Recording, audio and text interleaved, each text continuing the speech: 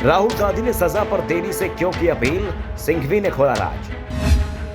आखिर क्यों सजा के 10 दिन बाद तक राहुल ने नहीं की थी अपील।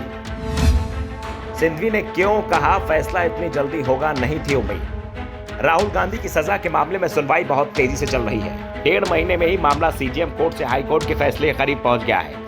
23 मार्च को सूरत के सीजेएम कोर्ट ने राहुल गांधी को मोदी सरनेम में जुड़े मानहानि के मामले में 2 साल की सजा सुनाई थी। ये सजा बीजेपी विधायक प्रदेश मोदी की याचिका पर सुनाई गई थी। कांग्रेस ने राहुल गांधी की सजा को 10 दिन बाद सूरत के सत्र न्यायालय में चुनौती दी, लेकिन सेशन कोर्ट ने भी 2.5 सप्ताह में सुनवाई कर राहुल की याचिका खारिज कर दी।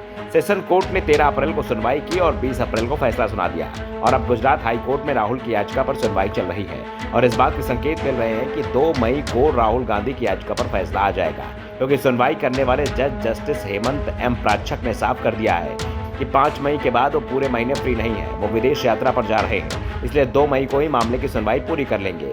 संकेत तो उन्होंने यहाँ तक दे दिए हैं कि इसी दिन कोर्ट राहुल गांधी की याचिका पर फैसला भी सुना सकता है।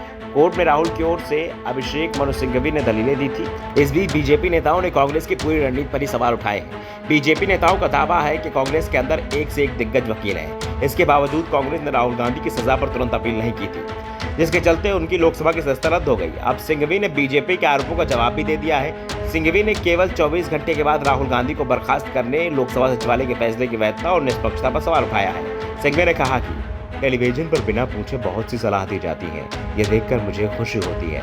मैं होता तो 8 घंटे की अपील करता, किसी ने कहा 24 घंटे में अपील करता।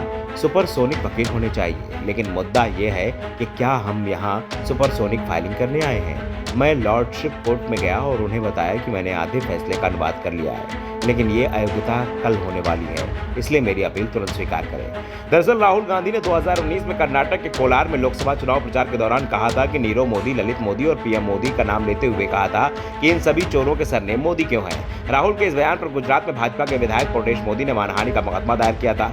सूरत की मेट्रोपॉलिटन मजिस्ट्रेट अदालत ने इस मामले में 23 मार्च को कांग्रेस के पूर्व अध्यक्ष को आईपीसी की धाराओं में 499 और 500 के तहत दोषी ठहराते हुए 2 साल सजा सुनाई थी। फैसले के बाद राहुल गांधी को जनप्रतिनिधित्व अधिनियम के प्रावधानों के तहत संसद सदस्यता से अयोग्य घोषित कर दिया गया था। राहुल गांधी 2019 में केरल के वायनाड से लोकसभा के लिए निर्वाचित हुए थे। सिंघवी ने कहा कि अगर हाई कोर्ट राहुल गांधी की याचिका को मंजूर कर लेता है तो इससे राहुल को फिर से संसद सदस्य बनाए जाने का रास्ता भी साफ हो जाएगा। इसके साथ ही वो 2024 के लोकसभा चुनाव में भी मैदान में उतरने के लिए योग्य होंगे। लेकिन अगर राहुल गांधी को राहत नहीं मिलती है तो उनके लिए 2024 के साथ 2029 का लोकसभा चुनाव लड़ना मुश्किल हो जाएगा।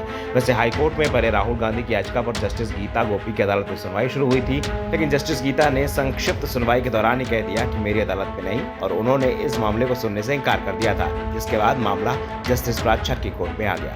Bureau report, the Navdarpan news.